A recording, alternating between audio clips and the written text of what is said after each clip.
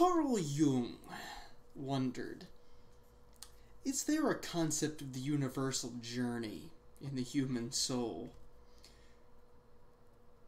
All I know is that, well, we're still arguing about the same things, and we haven't stopped talking about weird pagan side quests for a couple thousand years. It's about time we got back to our roots. We're going to talk about the Telos of fantasy.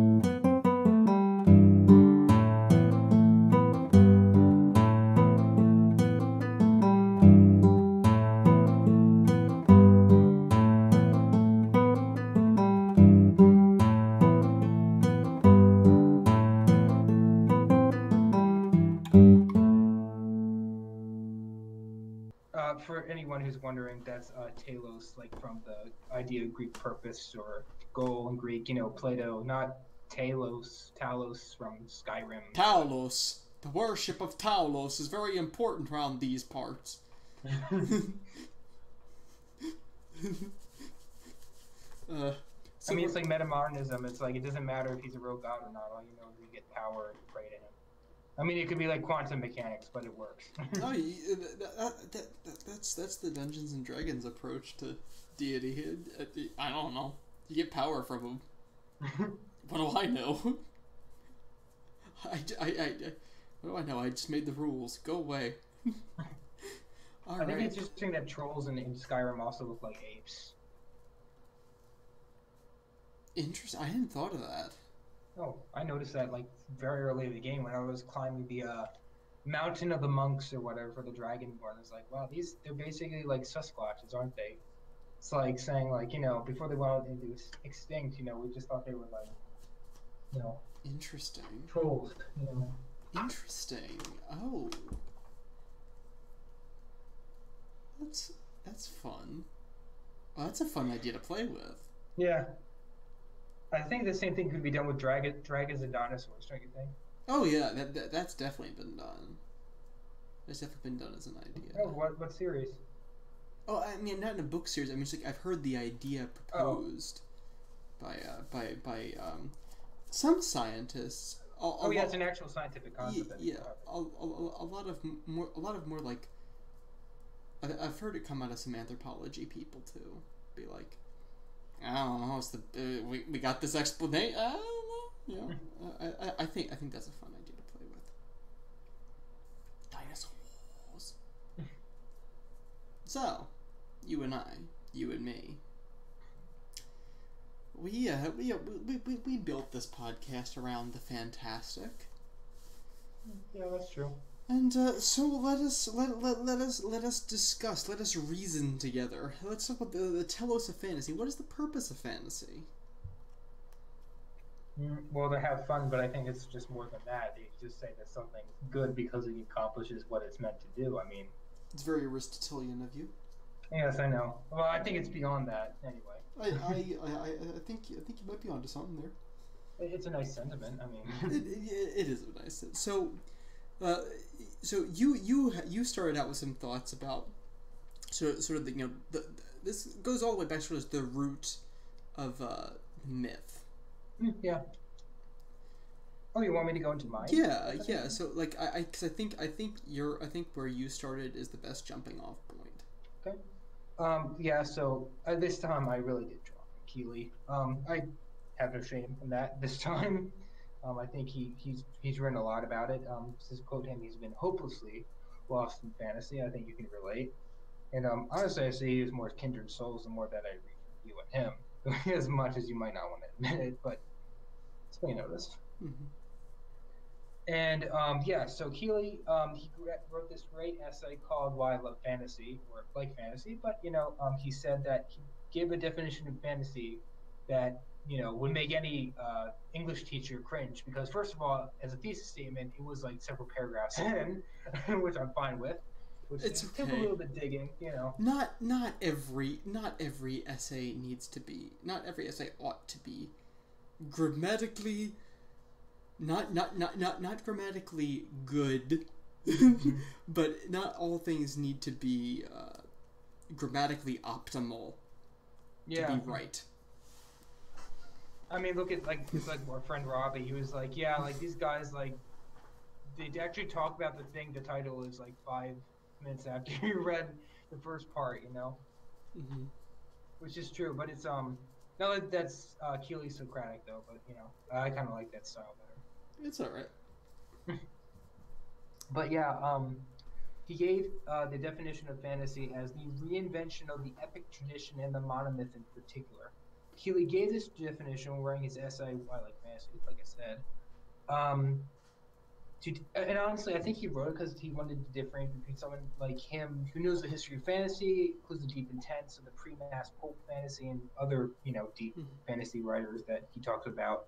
And somebody who, to quote him, would rather argue which magical powers could be other magical powers, as for example. So fantasy for Keely ought to be deep enough to tell us about the human condition rather than just inform us of some in-universe trivia, as he puts in the essay.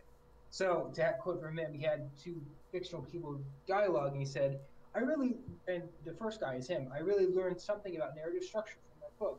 And he responds, yeah, I really liked learning something about the range of a uranium dragon's breath weapon.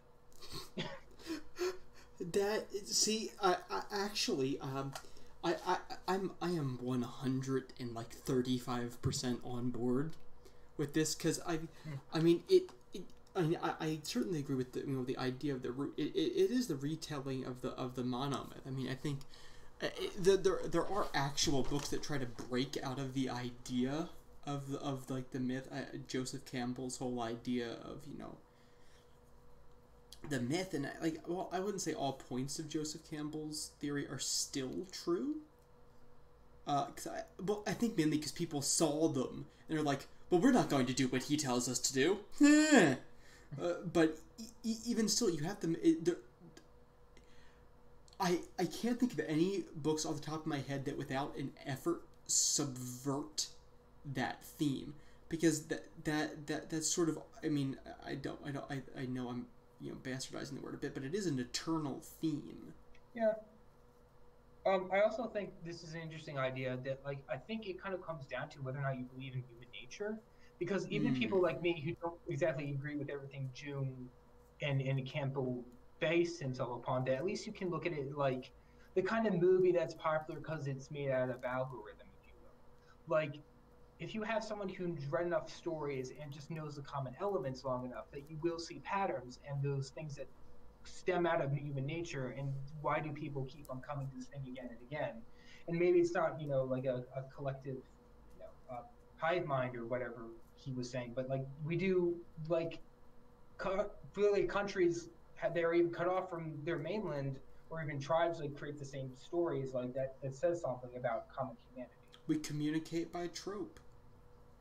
That's what somebody said. Is I forget who said this, but basically all you have is tropes or subversions of tropes, and that's still where you're going to have a touchstone. It's sort of like how all painters use the same colors, but they all use them in different varieties to make something. Like this like Pablo Picasso and like a kindergarten art student kind of use the same colors, but they don't produce the same thing. That's fair. It just looks like they do. No, I'm kidding. No comment. Let's not get into modern art. No. Modern art is the problem I have. It's like, I'm sorry, a black canvas on a white wall it meets the bare minimum for art. Just because I agree that it's art doesn't mean I think it's good art. And it ain't worth $10 million if you bought in Midtown Manhattan. Thank you. It's like when you're driving into the city, the car dealership prices get higher and higher and higher, and then just fall off a table. It's like it's like that. like when you. So I think to interestingly segue into our subject again, like, and to continue the metaphor that fantasy is like that unexpected car dealership in Delaware that you go to because the tax code in Delaware, because you want to see something that people kind of underrate because they're not looking for deep stuff in fantasy literature. It's often underrated and belittled by many a cultural critic, as you've noticed and noted in the past. Oh yeah, no, I agree. I think that of all the genres, see of all the genres, I'm gonna think that I think that the worst rap it's got to be romance Not horror, really. I think I really ooh because horror is like I think a lot of people see horror as like it's kind of degraded into shock. I think, which it's true for movies. It's certainly true for movies. I also seen a lot of with post contemporary horror. There's like the theme of it is like either just general shock and the course of violence, or everything goes wrong, like chaos. I mean, not just like mindless chaos, but like just The horror is the overthrow of our perfectly ordered lives. it's almost like kabuki with gore. It's like just trying to make sense of chaos, but in a kind of but sometimes nihilistic. And kabuki wasn't necessarily nihilistic. You're actually right, but I'm thinking that like And absurdism, if you understand that movement, there seems to be a trend of absurdism, and of course postmodern metafiction, which I've seen a lot of too. well here's what I'm thinking about is if you would think about like a lot of the significant horror, like especially recently, how much of that traces its way back to Battle Royale.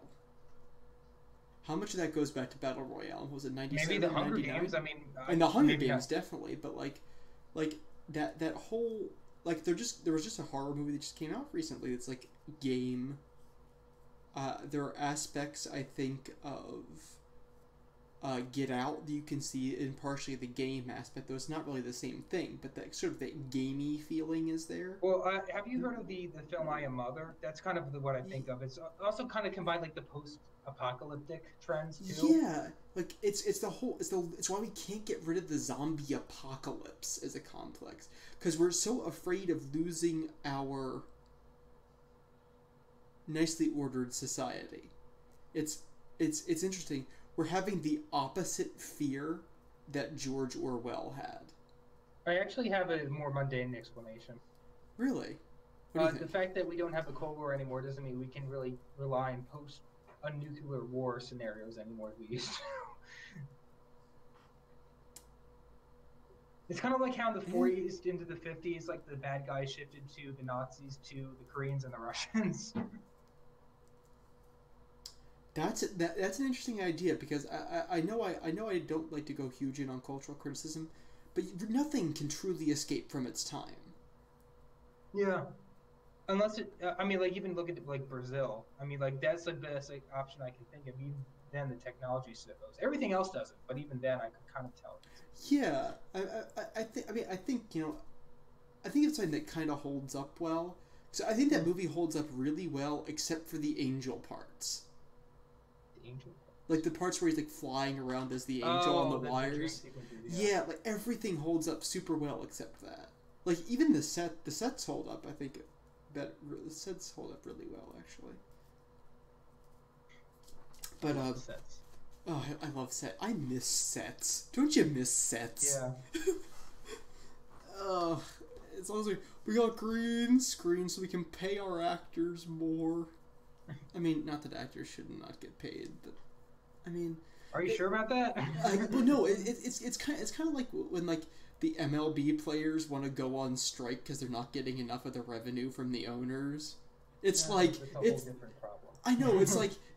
I mean, yeah, you like. It's comparable, but yeah. Yeah, like if you're looking at it way zoomed out, I mean, yeah, you guys are kind of getting. I mean, you guys are definitely getting the short end of the stick, but like as compared to the owners, but like, one, how much more do you want?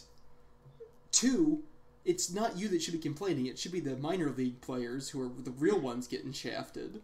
And three, once you're average at your job and you're making $2 million a year being average, you lost the right to complain about compensation.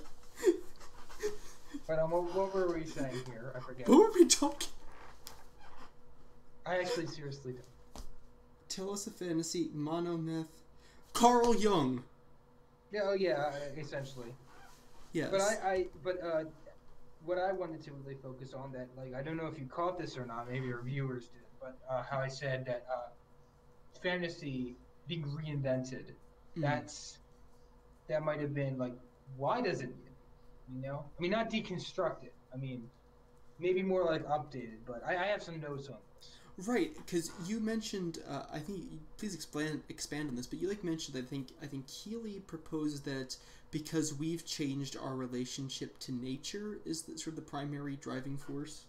Actually, I didn't read him necessarily writing about this, but he was kind of talking about the public perception of it and how, like, most people, like, choose to go to mindlessness instead of having their worldviews challenged or expanded upon. But what I'm saying is, like, I'm focusing on the fact that it got reinvented. Like, why would that be necessary? Now, again, I don't mean deconstructed. I mean more like updated or maybe relevant. I don't know. But anyway, so monomyth, very old concept. You know, literally goes back to Mesopotamia because we have, lo and behold, Hammurabi. I mean, not Hammurabi. Well, maybe around the same time, but the Epic of Gilgamesh, which is I think 6,000 years old. Something like that? I believe, if not older, but yes. So yeah, it's pretty old, and things have changed since then. We've gotten more literate, we've gotten more free time, we've gotten more free politically to read in general, and of course we have the general interest to do so, depending on who we ask. I mean, it might just be because of public school, but don't tell us that because we're homeschoolers. Yep. But what else happened? The Enlightenment happened. Depending on when you look at it, it happened in the past. Gives both the external and natural sciences and the internal social scientists. I don't know. So we've learned more objective facts about the world than two, and we've also had, the advent of postmodernism, which I'm not a fan of, which has made the perspective of the individual almost everything that matters, depending on who you ask. Very important, the individual. And anyway, I think because of all this, our stories have changed to the point where certain stories could not be told until now. What do I mean by this? Well, we don't know this because it happened so fast. It only happened in a blink of humanity's existence. I'm going to use a sci-fi example, so hold on. Sure thing. Don't use this too much. Interstellar. Even just having the concept of black holes, it could have only been made in 2014, maybe in 1984, but never 1814. Just couldn't have been written. But it has universal themes of love, family, separation, betrayal that could have been written anytime. You're right, because I feel like the primal human emotions that we have haven't really changed. I mean, like, you think been any change, really. I mean, can you think of any, like can you think of any time we didn't have an idea of angry? And we've always needed it because even if we're not hunters anymore, we still need reasons to. If not just to be, angry for a cause, it's necessary to have that emotion. There's nothing wrong with it. Right. I mean, it is ultimately just an emotion. I mean, again, it depends on if it's directed at the right object.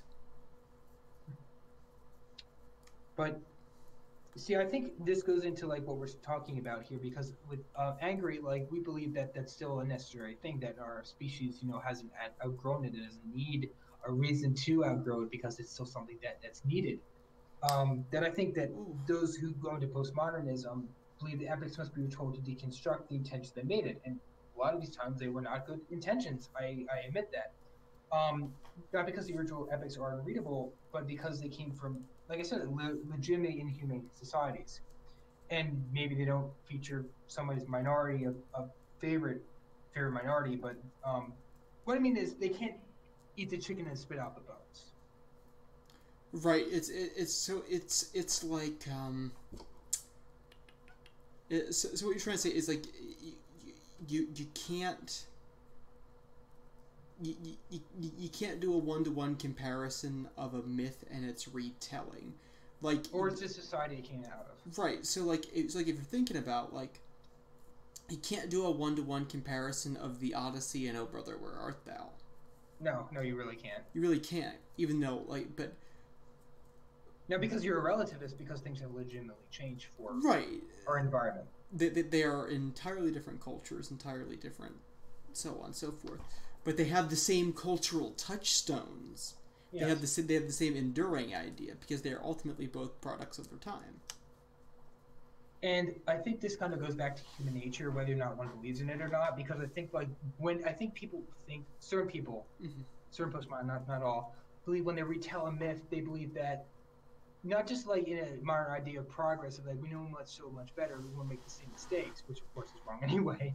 But they think that since this is simply the product of its time, and not because out of human nature, that us retelling it will essentially improve upon it because we're not capable of making the same mistakes. We've legitimately evolved, and we're not going to make the same traditional mistakes. There's not going to be reverse discrimination isn't essentially possible because we've outgrown it essentially. It was simply the product of its society because there is no. We killed Ajax, and Odysseus will be a better man for it. What do you mean by that? No, I'm thinking because I mean that we.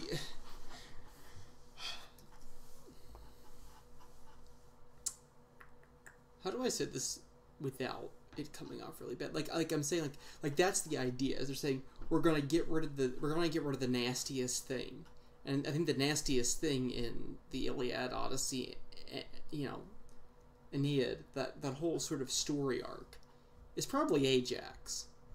Oh, I don't know much about him, but y'all may have heard wrong, but I'm pretty sure he's the one who rapes Cassandra and then falls and drowns after he rapes Cassandra on the beach. Wow. The Iliad, the Odyssey, and the Aeneid they're not bedtime stories. Or you could argue the most messed up thing is Aeneas and Dido. I think I know that one. Yeah. So what I'm saying is it's kind of like if we get rid of those things, we can redeem the myth. Yes, I think that's the idea. It's like there is right. So that's the idea they're getting at. Yeah, I mean, like look at like most campuses. My campus, thankfully, is not like this. But like, yeah, it's just this cleansing of anything controversial. It's like kind of the mentality of Fahrenheit 451. It's like kind of this cleansed culture. Like The Giver or Fahrenheit 451. Yeah, of like remaking it and like, cause like, oh well, you must have picked this idea up. It's not possible that you simply just came from you organically. That's interesting, because if you think about it, like, I know the one of Aeneas and Dido is a little bit more ambiguous. It's not. I mean, like, I don't think it's ambiguous in moral terms, but I think in the story it's more ambiguous. But how, I think that like people are like, oh, we can't talk about that. This is something that I think we both see in.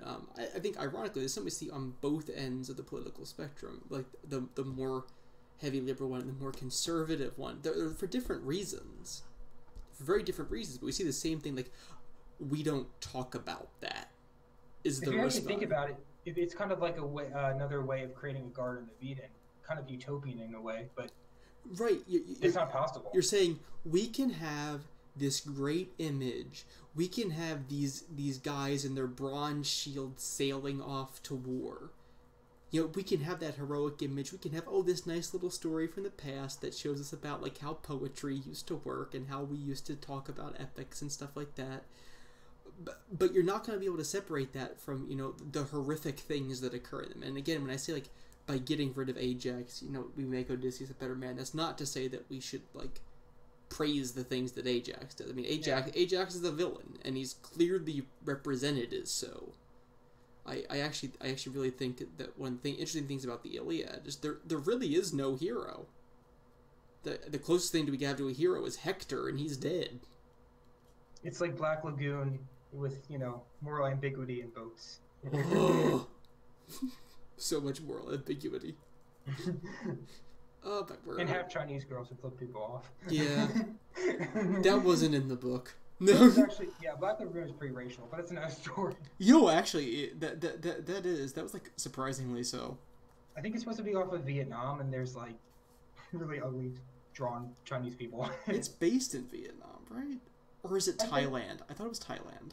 One of those South Pacific islands. Neither nations. of those are South Pacific Islands. But that's a good point. Like you see, not only some of Yeah. the strategy is not just to Yeah. get rid of the old stuff, but to create propaganda to replace the new. So if you think that evil isn't an inherent, it doesn't exist in the human heart, you're going to go, do the postmodern route and deconstruct systems. So say you wanted to fight, rape, not rape culture necessarily, just like the general idea of rape. You wanted to get rid of the evil of rape, which It's is good thing. It's a good thing to fight. yeah, but what you do is like you have, I don't know, I'm making this up as I go, like a pacifistic character who says they're off the gender binary. Because they're saying like, hey, look, see, I'm giving you a good example because you're just a blank state and you're going to take this and you're going to, not rape people by reading this story. Like a moral, a woke Aesop's fable. I'm not But, following. Sorry, I'm not following. Like, if you believe that the gender is a social construct, just for example, and Okay. you believe that believing in maleness creates a desire to dominate women, not because it's in your genes and you have to control that part of yourself, your Jugian shadow self, actually, if you will, that you will just say that all you have to do is train people not to believe in gender, not to train them to treat gender right, if that makes any sense. I think I get what you're saying. So to put this back together, what I think you're saying is sort of like the conflict here is that okay, we have a problem in a system. In society, in general, human Society. Okay, so we have an issue in society, a legitimate issue within society. Something that people are generally afraid to talk about, or at least or at least that's been the theme. So what you're saying is rather than attacking the idea of it, you deconstruct the idea. You deconstruct the idea, and in deconstructing it, you can lose. Well, I would say you lose your humanity, but that's a story. Well, you could lose your humanity. In which way you lose your humanity? As in you're attacking the wrong aspect of humanity, where you'd say is that the wrong way is to deconstruct it and attack the idea of gender. Which is what you're saying is the wrong idea to attack. Whereas the idea that you really should be attacking is evil. Well, let me give you an alternative. Instead of writing, a Conan, who's pacifistic, gender fluid, gender non-binary, or whatever. So boring.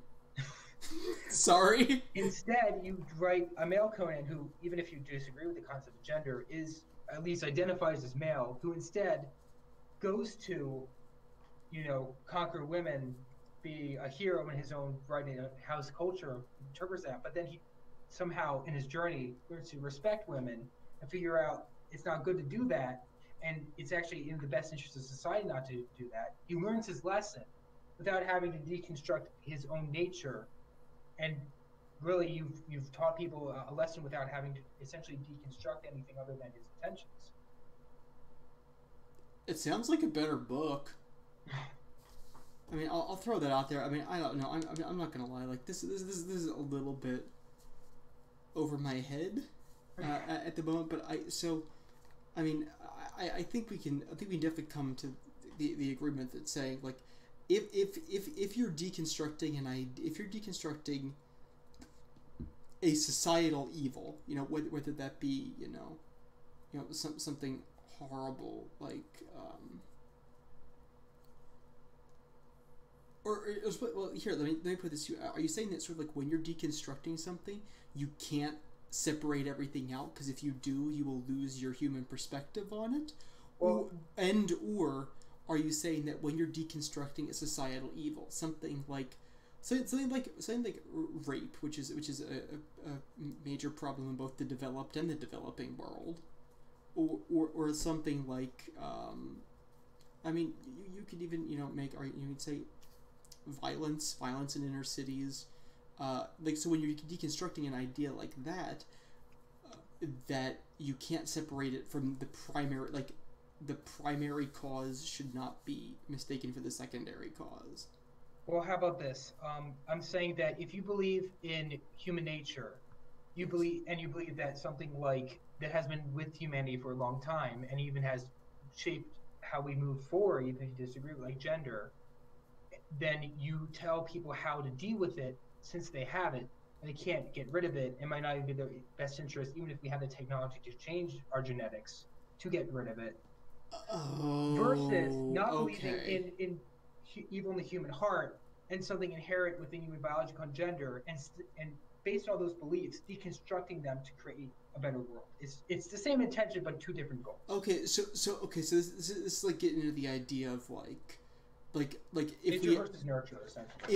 if we ever develop a way to see crimes before they to predict crimes in people's heads before they happen, can we actually do anything about it, and should we do something about it? That's not quite what I meant. Okay. It might be a kind of a related idea. Okay. You might be onto something. Okay, so let me try one more thing. Okay. All right, so basically what you're saying is that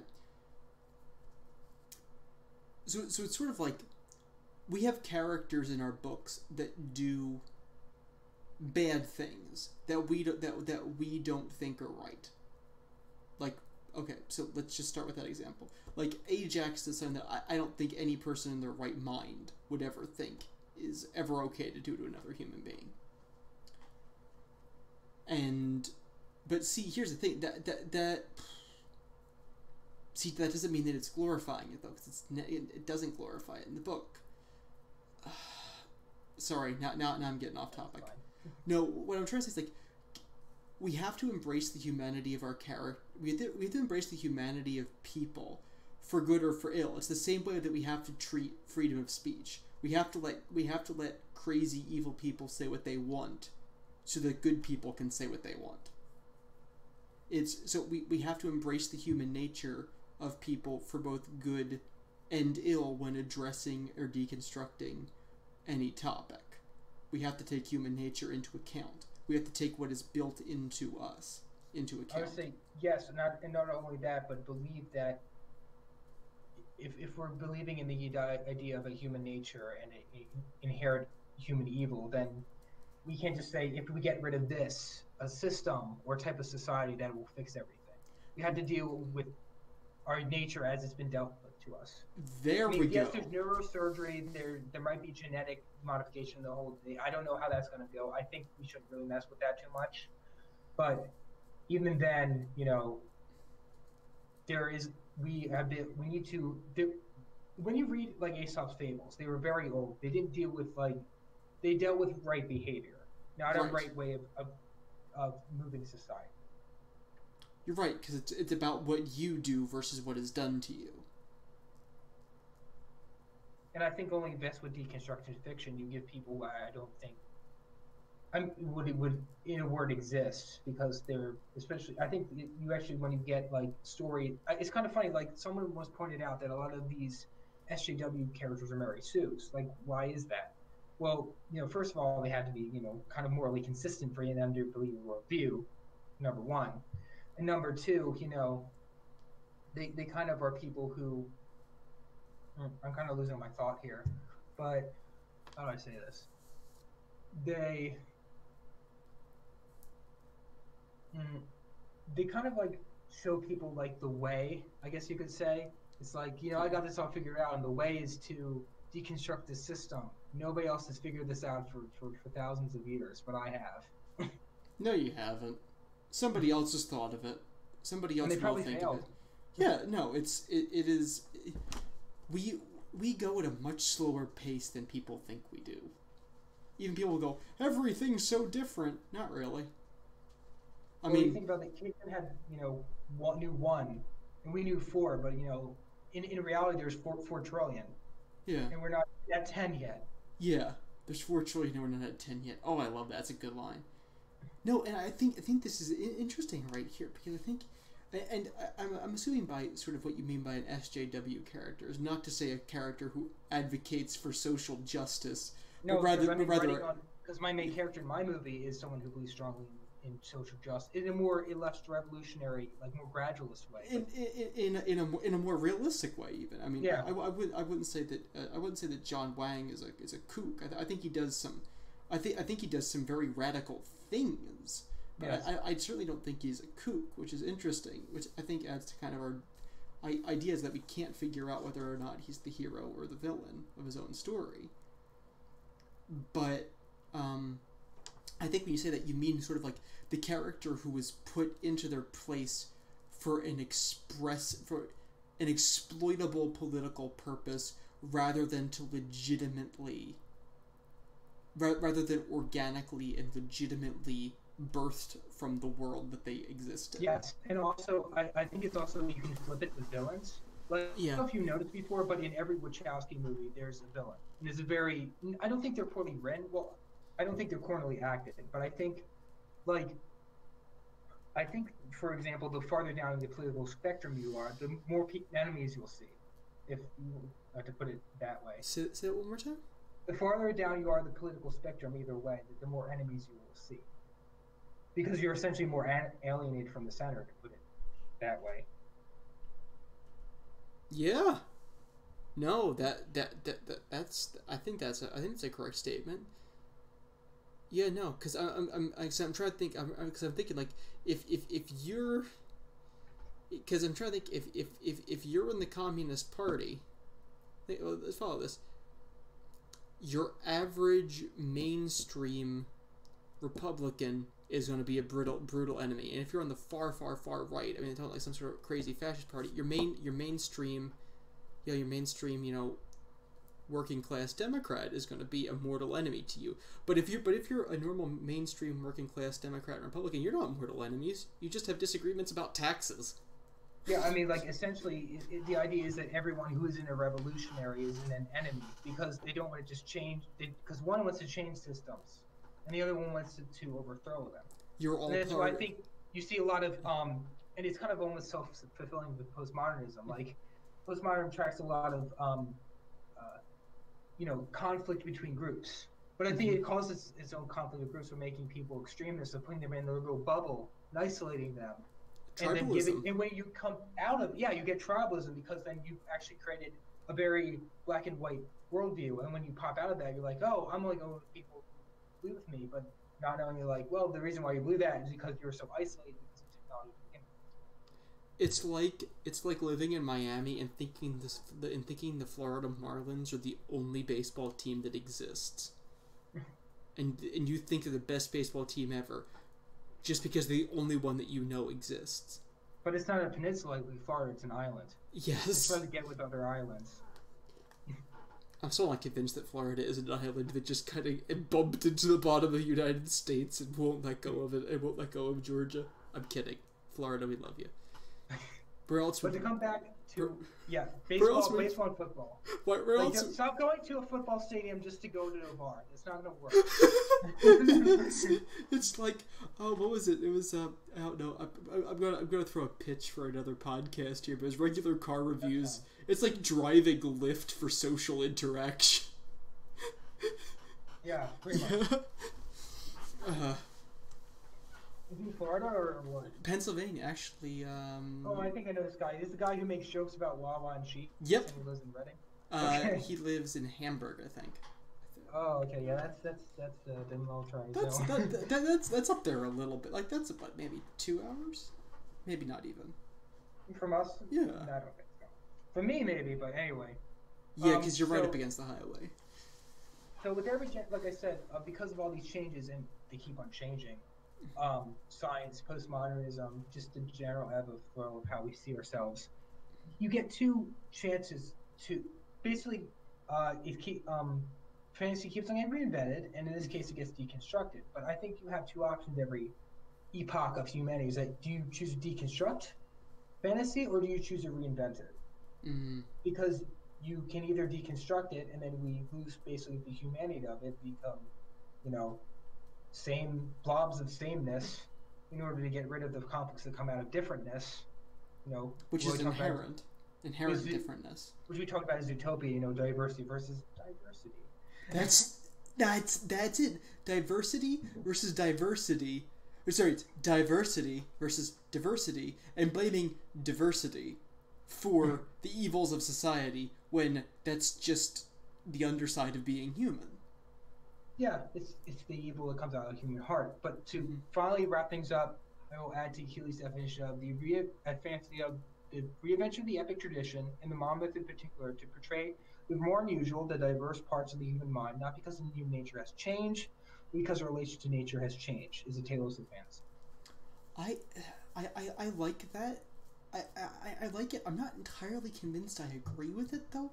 Okay. Because I'm thinking, because I forget who said this. This might be a Matt Colville thing. I might be stealing it from somebody else. That's fine. But they're talking about fantasy being. Fantasy is where the inner hopes and dreams of the human soul are made into living, breathing entities. So there's one thing with that though, is I would argue that with things like Primer, for example, especially something that's so creator driven like that would be a say a fantasy. And I actually wrote down my notes. This is why I wrote the definition I did, so I could exclude other genres that contain the fantastic, such as sci-fi and horror. It's not science fiction. No, it's not though. It's not. It's definitely not science. I think you're right in saying it's not horror. Yeah. It's not. I mean, you could always throw drama at it, but what is drama? But it almost sounds like what you're getting at is like the intention of the thing is to elicit a certain feeling. Right, and then we run up against formalism. But, I mean, it's formalism. Is anybody still a formalist?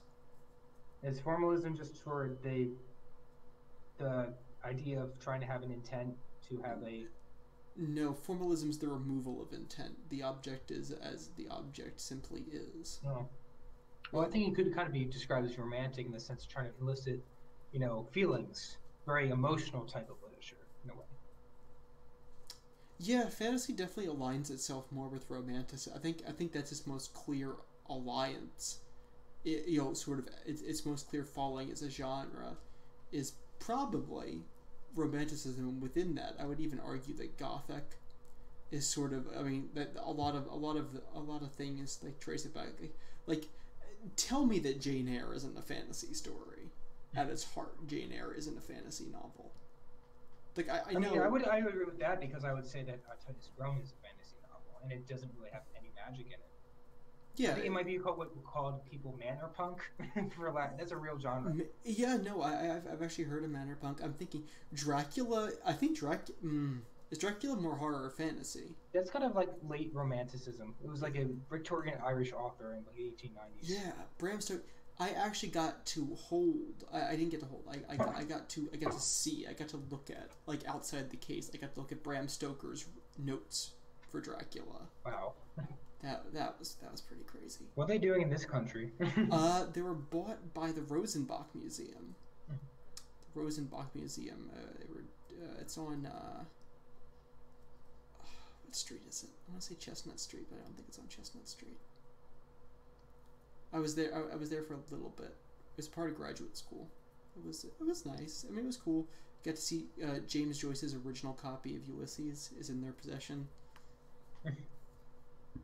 Which is, you know, Ulysses. Ulysses. That's a book that people still argue about. It was stuff with a lot of things, even the abridged version. It was stuff with a lot of things. Ulysses. An Irish donut. Irish donut. It just, you're always eating around the corners because you're not sure what's at the center. We're not even sure there is a center. Oh my word! This is way deeper than I ever thought. But can you ever separate fantasy from symbol? Can you separate fantasy from reality? The forms from the lesser forms? Oh, you're right, because ultimately, everything that fantasy does is going to be a reflection of the real, but often more vivid than it's presented in real life. But can any reflection be more vivid than reality?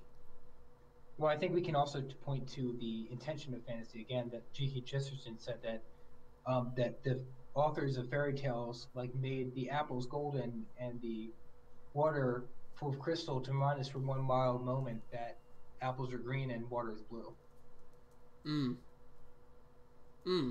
That's good. Chesterton also said the thing about, if you live in a jail, what's the point of only thinking about the walls and the jailer? You have to think about what's outside there. And it said physicalism was just saying that the jail had been expanded to every part of the world, and what good is that? Even if it's true, the whole world's a prison. What's the point in that? That's like the what if we're all just in a computer simulation? So, what's outside the simulation is a better question. Yeah, who cares about the simulation? It's kind of Brazil-y too. Yeah, that is. Oh man, we were all over the place. I like it though. I liked it. I think we had a lot of good conversation. Do you want to move on to questions, or is there more stuff that you got to talk about? I have one more thing. Sure. That Arthur C. Clarke was noted quoting that science fiction is something that could happen, but usually you wouldn't want it to. And it's something that could happen, though often you only wish that it could. 10 out of 10. Nope. 10 out of 10. I love that. It's a great quote. And no, because you're thinking about like science fiction. Think about science fiction. Here's the thing. The one thing that I think aids that kind of the idea of fantasy as being, the outer workings of the innermost soul is because I'll bet you if somebody ever did a cross genre, if you compared all the endings of science fiction novels to fantasy novels, how many do you want to bet of those fantasy novels? I bet you the majority of them ended with a happy ending, or at least ended with a closure. Because closure is more reliable. because I know Interstellar definitely had a happy ending, which is pretty fairy tale when it showed that. That's true. Though I think that movie needed a happy ending. Like from a story perspective, I think from a reader perspective, it needed a happy ending. But where's it going? All right, so like I bet you think that fantasy ends with more closure because it is ultimately about the human soul and the humanity of things, where science fiction I think often ends with less closure because it's not really about the human nature of things. It's about the nature of where things are going. It's about stuff, isn't it? It's about stuff. It's a genre inherently built on anxiety. That's true. But also, I think to kind of expand what you said was that it's kind of, I think some science fiction authors definitely want to be, even if it's driven by an old utopianism, to be fantasy novels, because like a lot of these, to be fantasy writers, to be kind of closet fantasy writers, because a lot of them actually willingly break the laws of thermodynamics with a technology they know can't work, just to have interesting stuff happen, essentially. Right. You often have to come to that point. What's more important, the story or the stuff? And I think that even though it might annoy some people, when you say the story, you are making the right call.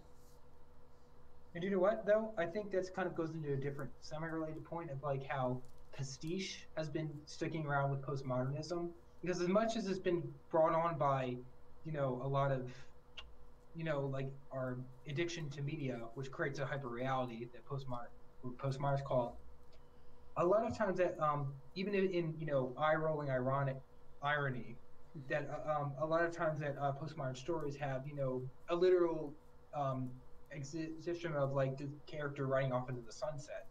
I mean, again, even if it's like ironic and eye-rolling, it's kind of exhibits a human need for tradition, even in the form of pastiche and metatextuality. Even when it's purely surface. Yeah, surface and what's the word? Non-sincere. I know sometimes it can be. Yeah, sometimes we are what we are, and we is what we is.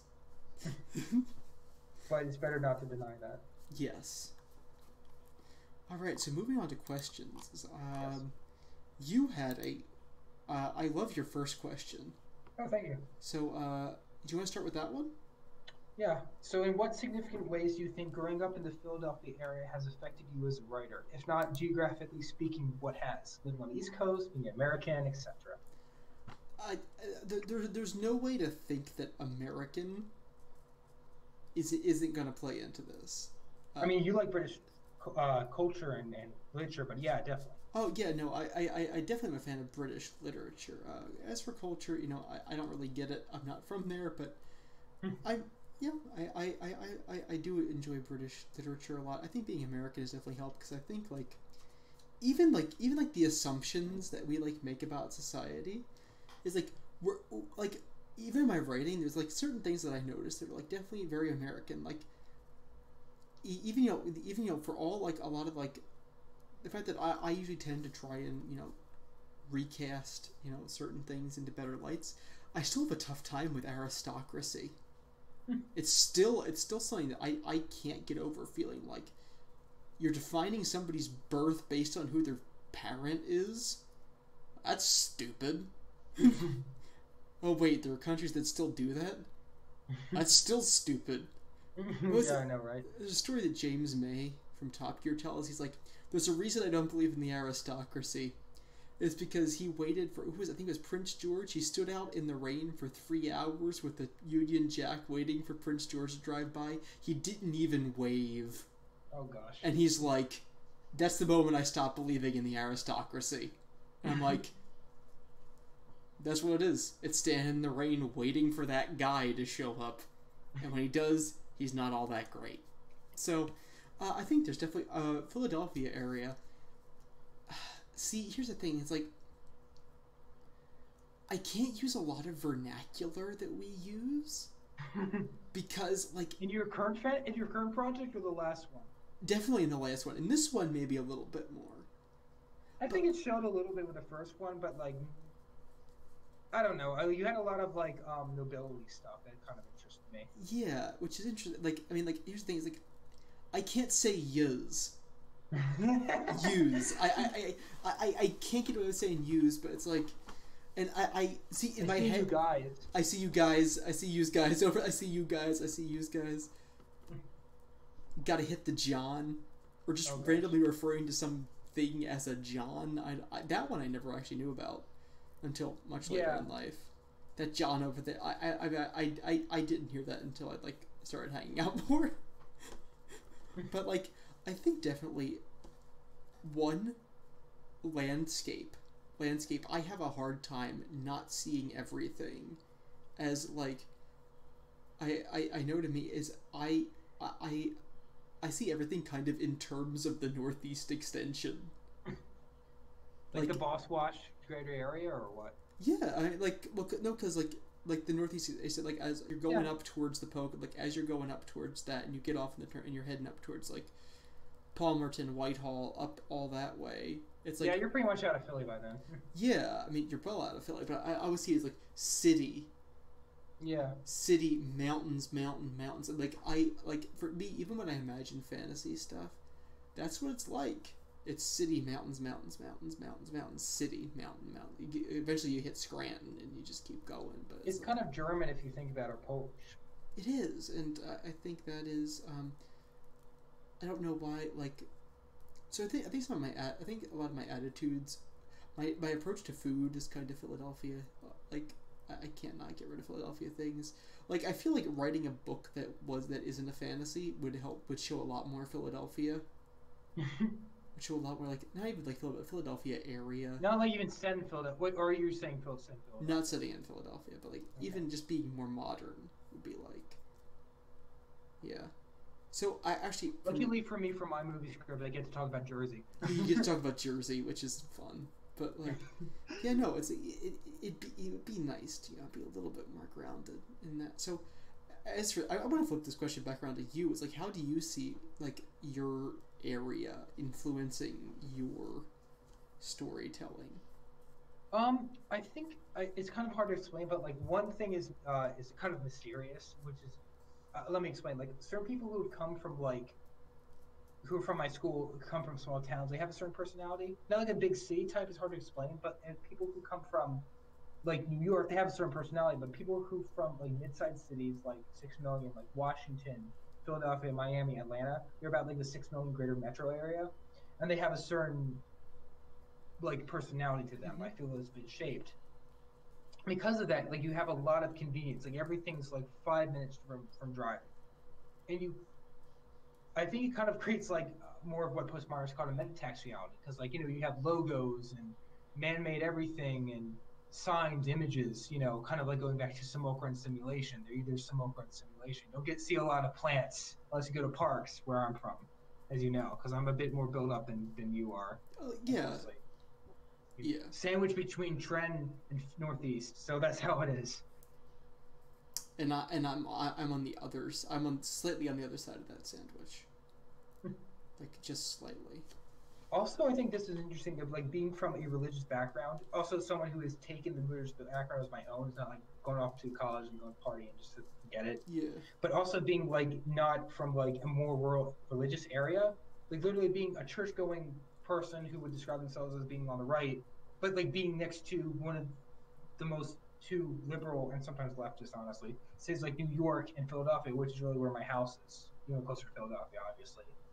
But also seeing the positive things in basically an entire community that disagrees with me completely. Like, of course, like I brought this up as diversity, which is a big thing at my school, which can either mean something good or something bad. And, I've been to, Philadelphia is 49% African American and the rest is mixed. Mm-hmm. And I've been to Chinatown and I've been, the only non-Asian person in a restaurant and a lot of great Indian places I know. I think that's affected me too. Yes. I'm sorry. I just had a flashback to your birthday dinner. That was really good. Oh yeah. Sorry. I thought I said something offensive. No. That was just the Indian restaurant we went to. No, good point. Yeah. But yeah. So and seeing that, and I think just like be like, man, if like I didn't build up area, I wouldn't have seen this. And sometimes it's not even good. It's like a lot of low class attitudes, as you probably know. I mean, who hasn't been behind that one 2003 Subaru in Jersey got flipped off by the Italian guy in front of you going down the shore? Oh no! It's always a Ford Explorer. It's we're like or really being up like 2000 F-150. Yes, with the blue checkered lawn chairs right on the top, like then they're not secured. Yeah, yes. Salt life, more like salty life. Salty life. But like, look, cause, I mean, even like, well, here's the thing: is like, I mean, from where I live, I mean, if you drive, if you drive 10 minutes one way, you're in the city. If you drive 10 minutes from me, in the country. But like, if we roll like half a mile down from like, for you it takes a while to get out in the country. But if we roll like maybe about 10 blocks even down from you, we're like in suburban ghetto. Yeah, it's contrast. It's definitely contrast. If we roll down a couple blocks from you, I mean, like, I'm not like saying like you live in like a nasty neighborhood, but I mean like if you go over a couple of streets, you're in a couple tough neighborhoods. Like you're in some tough neighborhoods of Levittown, or if you go even a little bit farther, then you're in Bristol. Like you're pretty close to Bristol. And I think what I'm getting to as to wrap this up, but like that kind of like not just contrast. I know I'm saying I'm a victim, but like having to constantly defend myself. But I think like someone who's like conservative, who's been giving up at like Tennessee, even if Nashville would have never have to dealt with, and kind of being proud of that. Like I have answers for a lot, and because I've had these ideas of these level of defenses, like I've never seen this in fiction. Like wouldn't it be cool to take my ideas and like take it like like disagreement postmodernism. You don't see a lot of discussion about metamodernism. I'd say that it probably came out of me having to defend my beliefs in a culture that was hostile to them, essentially. That's something that I find interesting about the fact that I went from going to I went from going to a very small school to going to a not a big school. Yeah. But like I went from a school that was very small. you know, Yeah, like, I know what you mean. I've been there. it had a very, it was a small mentality. We didn't have people from cities. We had, you know, it was country people. Not country, like, you know, it was mostly Yeah. people who came from out in the country, who came Suburban from homeschoolers. yeah, Let's be honest. suburban or rural people who, you know, went to, you know, private school and stuff. So it was very, you know, there was a lot of, you know, very sort of like if you had an idea, there's a decent chance that probably more than half the room agreed with you. Yeah. And that the half in like the 35% that disagree with you wouldn't say anything. Whereas now going to a school where it's less like that, and this also might just be too part of graduate school, because this got more so, especially with English classes, as I started to hit like 300-400 level. That's when you actually started to have arguments in class. But like, I love Debate, that. like formal, like moderated debates, or just like no, arguing? no,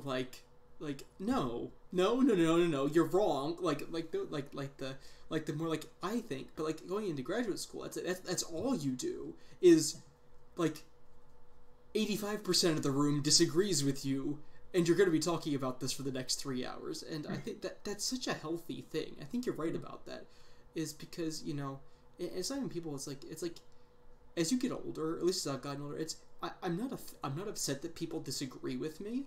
Yeah. I'm upset if they won't talk about it with me. And I'm disagree if I don't give them a satisfying answer that I would be satisfied if I had their beliefs, because sometimes these certain answers just lame.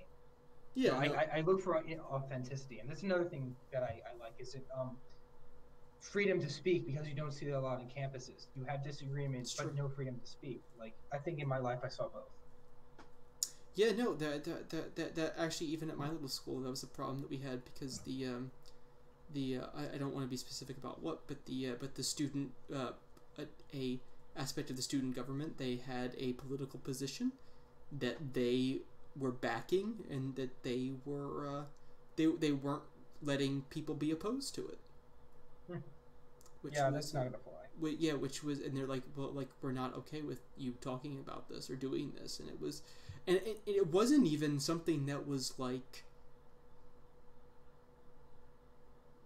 of all the, it was one of those things where, like, of all the things that you don't want people to talk about, it's this. It was one of those situations. So I mean, but yeah. All right. So moving on to your second question. Okay, so when world building, how do you prevent? I know we're going a little bit over, so don't worry about too much. Yeah. When world building, how do you prevent yourself with going over detail/ideas? And what is one area of going overboard with detail you especially struggle with? So in other words, how do you not be Robert Jordan? How do you not be Robert Jordan? Okay. First of all is hold yourself accountable with somebody who's not obsessed with your world. Are you talking about Gabe right now, or? Yes, I am. That's not just that, but sort of like when you're making an RPG setting, that's when you need to be obsessed with details. Yes. When you're writing a story, unless it is for the purpose of the story, because let's not, you know, people be like, oh, get rid of all the frill. You're never going to get rid of all the frill. The characters have to be wearing something. They have to be eating something. So I mean, like, answer the questions that come into your mind. And of all those, the most important should always be why. Always put function over form. It's like, okay, so it's sort of like, you know, take care of the basics. What do they worship? What do they eat? Where do they sleep? What do they do for fun? Why? So it almost seems like you establish like their daily life, their routine, and then you go from there. I mean, essentially, yes, because as soon as you establish their center of daily reference, you have a frame, and you can play with that frame. So start on a personal level. Like, talk about like the way that I tend to do it. As I tend to start with religion, because I think at the core of every person. There was a very insightful comment. It was by a speaker. I don't remember his name. He's very famous. I believe he's an agnostic. He said this. in, I think it was a commencement, and I think an Ivy League school, which was, someday you are all going to realize that you worship something. Figure out what it is, and you've understood yourself, or something to that effect. Something to that effect. Everybody worships something, and that is, I think that's ultimately how you start with a character and how you start with a society. Is you start with this, you want to figure out a society, figure out what they worship, then figure out what they eat, do for fun, what they read, how they get from point A to point B, and what like the most common jobs are. And if you can make note of those, that for all you need is bullet points. Start with bullet points, save the fancy stuff for later, because if you can do bullet points and arrows, then you're going to be able to answer every question. If you ever turn your thing into an RPG setting, make it a guidebook. Don't make it the rules. Don't make it the end all be all. That's mine. So, as for you, I want to ask you this question. I've been really interested by this idea. I wanted to ask it for a while, but do you ever put real people into your writing? Okay, for like, I'm glad you asked that, but like for this, I've really thought long and hard about this, and I still don't know what to do with this. I'm sure Gabe will give me some direction for this. Like, a lot of the things actually pop up with Ron of like how he interacts with the world and kind of like convincing you that he's like famous. Like, I want to always have like a throwaway line in the movie, you know, Black Swans, Red Dragon King's like, oh, didn't you say that when you were on Joe Rogan? Like, didn't you say da da da da da? And then that's a like, timely reference. Yeah, I know. It's only supposed to take place a couple years in the future too. Like, yeah. Kind of like, so it's like, and the people go like, oh yeah, okay, that makes sense. Like, you know. Hey, aren't you that guy? Hey, aren't you that guy from Joe Rogan? I saw you last week. Yeah. Hey, weren't you on Rogan last week? Oh yeah. Yeah. What do you think of da da da? Yeah. That's a nice idea. See, I feel like you almost need another scene for it though, because I'm not sure where you'd put it in. Yeah, well, you know the script more about that. And another thing would be like, Ron, this is kind of spoiling it. He kind of like deals with someone who's famous on the alt-right, and I kind of like wanted to be David Duke, but I don't think that's really right. And I was thinking that it would be like make someone up who like knows David Duke and kind of be a proxy. Proxy? Does David Duke deserve a proxy? Do we really want to tick him off? Dude, and his followers? I already have Anonymous mention the script, so that's kind of they're not really put in a bad light, but at the same time. Well, I don't know. Okay, here's the thing. All right. Does adding somebody as adding David Duke into the script, it builds the idea of kooky people fighting each other. Which is I know that was kind of, but then so you add in like I think somebody who objectively the vast majority of people are gonna go, ew. This is the caliber of people that we're dealing with in this in this tribalism debate. So I think that so that adds to the idea of like, okay, like none of these people are very good people. But again, that also kind of removes John. That makes John less sympathetic. Which I think you want to make John more sympathetic. We'll work that out later. But the idea is like I've been really messing around with that, and I'm more apt to name like organizations than real people. But I'm like, oh, what if I did this? What if I did that? And I almost want to bounce it off with Gabe, but she's a bit too busy. I think I do like the idea of including a right-wing kooky counterpart to Ron's left-wing kookiness. I think it keeps it out. I think he's a little bit more balanced. It's also world builds too, because I'm saying that that we are looking at in America that is so extreme that like people like this can basically exist. Yeah.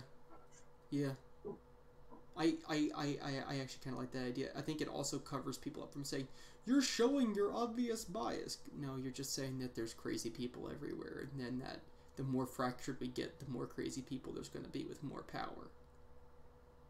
Yeah. I like it. I actually kind of like that idea.